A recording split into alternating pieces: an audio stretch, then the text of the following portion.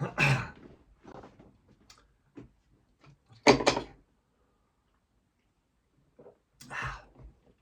we go, back again with another video. Yes, 3 videos in 3 days. What the heck is going on? I'm absolutely buzzing today because I seen an article in the paper today in the Chronicle and I thought I'd pass the article news on to yourselves. Then I'll give my take on the whole situation and then you can let me know in the comments whether I'm talking shite or whether you think some truth in what's going on. So I want to say a big thank you to everybody who's watched the videos of the last 2 days and got me to over 12,900 subscribers.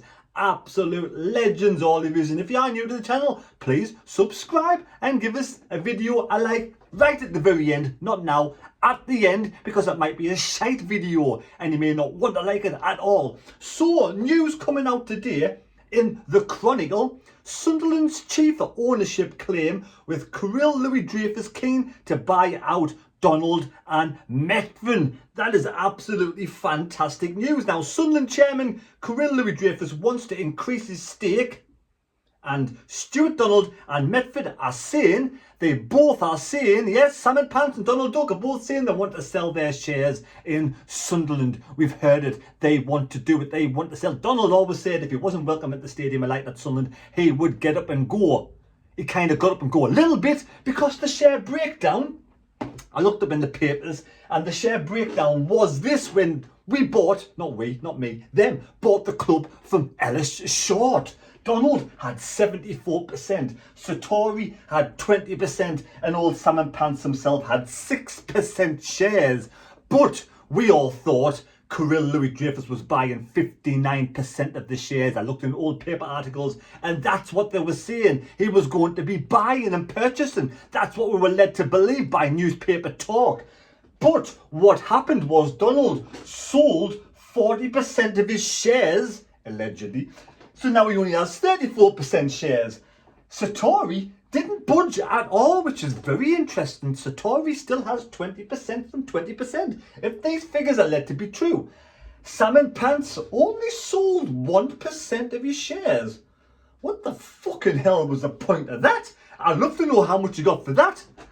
Maybe 3 or 4 pairs of salmon pants he got there. Yes, nice pink salmon pants he got for that. Anyway, we'll delve into the article. Sunderland's chief operating officer Stephen Davison. Now, if you don't know who Stephen Davison is this character here. Stephen Davison has been appointed. He was appointed as the new chief operating officer, a role that will see him take charge of all business operations and non-footballing departments at the Stadium of Light. Davison, a Durham University graduate and lifelong Sunderland fan, joins the Black Cats after spending 35 years at engineering project management consultancy Atkins, where the senior roles included director of operations. So this bloke is working underneath Christian speaking, but more along the ways of Kyril Louis-Drefus. So this is what Stephen Davison has said to the Chronicle. Sunderland's chief operating officer Stephen Davison is hopeful that Kyril Louis-Drefus can reach an agreement to buy the shareholdings of Charlie meevthen and Stewart Donalds following this week's reservations. It's relevations, isn't it? Yeah, it doesn't even sound right. Concerning the ownership of the club. What's going on with my voice today? Normally I'm such a good reader of articles, aren't I? A good reader of articles. Anyway, I'll hit you back. Sunderland have... Right. Fans reacted with fury earlier this week when the club disclosed that while Dreyfus is singly largest owner of shareholders of 45%, the members of Madrox, yes, Madrox, which still is a thing, own 59%. Supporters have long wanted Madrox meant to sell up, and they were under the impression that Louis-Dreyfus had bought the majority of Sunderland last February. However, in the wake of this week's fortune, a spokesman for Donald said he has made it clear throughout that he is happy to sell the remainder of his shares internally to other shareholders at the same level he has already accepted initially. And meevthen is also willing to sell his shares as well. So Satori has so far said nothing. Satori so far said nothing. I haven't been drinking that, I promise you. Satori has said nothing at all. He's kept stum, which is interesting. Very interesting. Davison is hopeful that Dreyfus can now buy more shares in the club. I understand that statement was made on Wednesday morning from Stewart Donalds, Charlie meevthen, and they're willing to share their clubs. Clearly, for any transaction to happen, you need to be willing. You need to have a willing seller and also a willing buyer. We have this at the club. So it appears that we now have willing sellers. We believe Kyril is interested in purchasing more shares at the football club moving forward. We hope they could reach some conclusion around the sale of those shares. Another major concern for the supporters is where control lies. Where the control lies. But Davison has moved to reassure fans, revealing that the shareholder agreement makes clear that regardless of the size of the stake, Louis-Dreyfus has full control of the club and is responsible for all decisions, and that the Swiss businessman insisted upon that in the condition of buying into the club, neither Donald or meevthen sit on the Sunderland board, and both confirmed this week they have no say. They have no say. Davison said Kyril has 41% of the shares and he has full control of the club. He works closely with the board and executive team to make those decisions and implement them. When he bought the club, it was on the basis that he would take full control. And to be honest, he also goes down, which is interesting. Davison also confirmed that Madrox Group has not yet paid in full the 20.5 parachute payment money that they wrote off. They've paid off 11 million so far.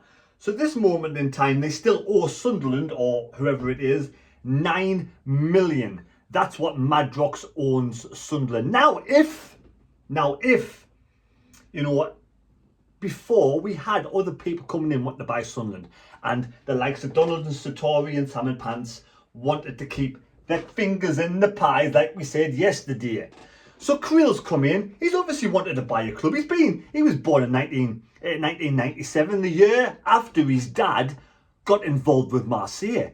Now 1999 was the only year, we'll get onto this later, was the only year Marseille have beaten Manchester United. That's when they had likes of Pires, Ravanelli and William Gallas who scored the winning goal. Man U had Beckham, Giggs, Keane, Cole, York and Jaap Stam. They have played again since then. So Kyril's been brought up in this Marseille bubble, supporting Marseille, and his dad's owned the club and other things to do with Standard Liège as well, in Belgium and all these other things. So he's been brought up in the football world, and probably his dream was to own a club. Now clubs available for him after university was probably not many good clubs around, is there really? Clubs that he could actually get his fingers in and get for, you know, not cheap, but for a, you know, for a decent price where he can build a club up, and there's not many clubs around. You can get Sunderland. He could have got Sunderland for about 40 million, possibly so, that sort of price, I'm not quite sure. So there we're there in League One, this massive club, massive fan base, huge football ground, great structure. You know, it's all there ready. And Kyril's probably thought, yes, I want to buy this club. Donald has obviously made it out there that he wants to sell the club. But when Kyril's come in, they've come to an agreement where he's only getting 41% shares, but he has full control of what happens on the boardroom. Now his big picture down the line would be to buy the whole of Sunderland. So what does he do? He's thinking, I'm going to make sure they stay afloat. I'm not going to make sure they go. I'm not going to let them go bust, obviously through COVID and other things. I'm going to make sure they stay afloat. Salmon Pants and Donald won't put any money into the club whatsoever, as they still owe 9 million. Madrox. Satori bought the club for £1, bought 20% shares for. I cannot believe he bought that for £1. That just makes no sense at all. What's the point of him coming in for £1? But later on in the conversation, we might tell you why. But so now Kyril's thinking, I'm not gonna spend millions and millions on this club, and them two are sitting there so they can line their pockets. So I'll have this long-term plan. I'm a young lad. I can wait. I've got plenty of time on my side. I'll buy this club fully in time. So the plan could have been to get, you know, doing what they've been doing, trying to get promoted, you know, they're not spending very much money. And if it falls short like it has done, You know, people like us are going to get upset, get annoyed, we want to see better, and the people we're going to pick on first straight away is Donald and Methven because we don't want them at the club, full stop. And he's thinking, yes, I will purchase them shares later on. But it came up that it fell short. This long-term plans fell short. They got beat 6-0 against Bolton. Lee Johnson sacked. Who do we bring in? Here comes Keane. Keane comes along. He wants to come back. Unfinished business at Sunderland. He wants to come back to Sunderland. And Dreyfus is thinking, when I was growing up, when I was just a little, Keane, you know, Man U were massive all the way through until, you know, God rest his soul, his dad died at 2009. Keane was there to 2005. So he probably knows all about the history of Marseille and Man U and all the great players like Beckham and Keane and all them. So he's like, wow, Keane, yes, let's like this guy in the boardroom. Let's talk about it. Keane being Keane, he wants to know the ins and outs of a fart. He wants to know everything. Controlling man. He wants to know what he's getting himself into because he wants to make Sunderland, you know, successful. This is his last opportunity, his big opportunity. You know, he did well with Sunderland last time, but he kind of didn't do too great against Ipswich, and he fared with other teams. So this is his last great chance to be a good manager, and he wants to succeed. He wants to know exactly what's going on at Sunderland, and when he finds out Dreyfus has only got 41% shares, and then we get next to Donald and Salmon Pants popping their head in the door. Hey, Kane, you come for a job with me, yeah? He's like, what the fuck's going on at this club? I want nothing to do with this. If I can have full control, I want nothing to do with this. These two jokers, these two clowns, Dick and Dom, I want nothing to do with this club. So he's walked away. And now, Kyril's probably thinking, this is good opportunity. This confidentiality clause, I can't even pronounce it, this confidentiality clause, not confidentiality clause. Now Keane knows all about it. It's going to come out in the open.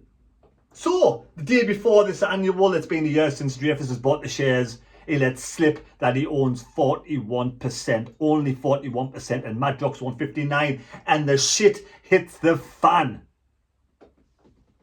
And now, he's thinking, this is going to be a great opportunity to buy more shares because the fans are going to go apeshit with Salmon Pants and with Donald Duck, and they'll want them out. And what's happened? Donald Duck and Salmon Pants come out and said, we're going to sell our shares. Okay, you want us out, we'll sell our shares, they're up for sale. Now, Kyril can buy the majority of Sunderland. But what about Sartori?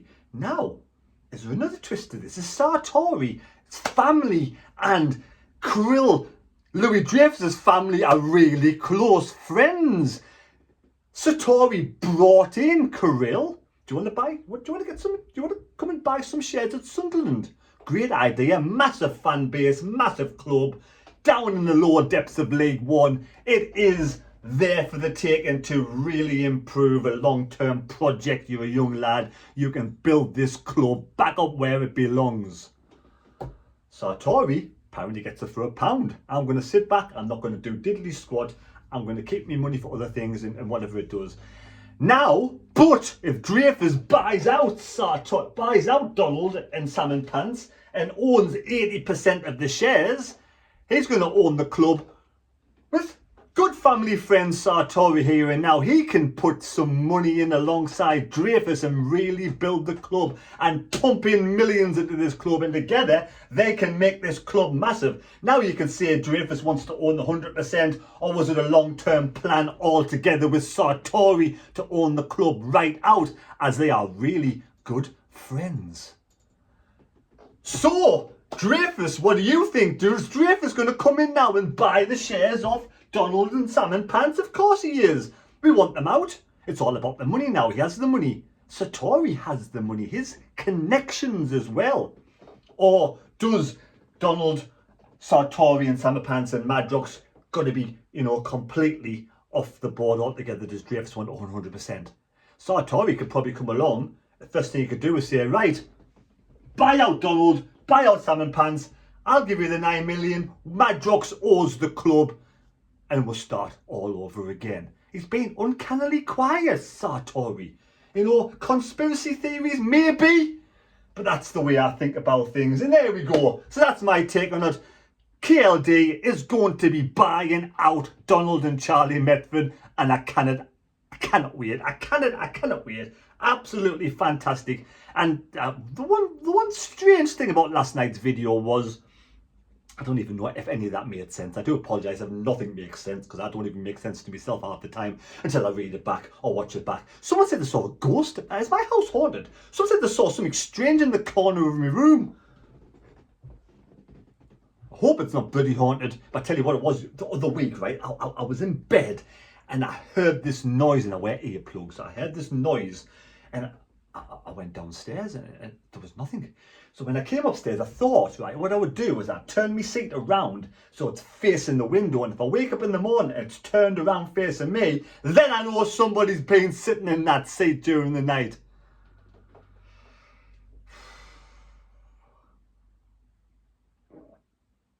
And when I got up, it wasn't moved, but I'll continue to do that and I'll let you know if somebody's asleep in my room. That's not me and it's a ghost. I hope you enjoyed this video. Please take care. God bless me. God go with you. I do apologise. I haven't been drinking alcohol, and this is only water. I do. It is water. Look, there you go. It is water. How can I miss my mouth? Don't forget, SFC Fan TV is on tonight at 7 o'clock, and we got the legend himself, the class man himself, Gordon Armstrong's got that great goal against Chelsea in the FA Cup. And I want to pay a tribute to Kevin Ball, who has, yes, left Sunderland Football Club. I'm sure he's sick to death of all the goings on at Sunderland, and I don't blame the bloke at all. I don't blame him.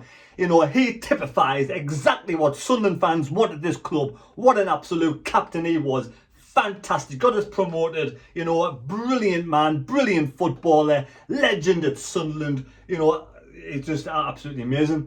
So, and then he was obviously went to coaching at Sunderland under 23s, the under 18s, and he did a couple of, you know, he helped out when the club had no managers. So Kevin Ball, enjoy, if it is retirement, I don't know, but enjoy your life. Take care, God bless me, God go with you. We'll see you at 7 o'clock with SFC Fan TV. Thanks for watching.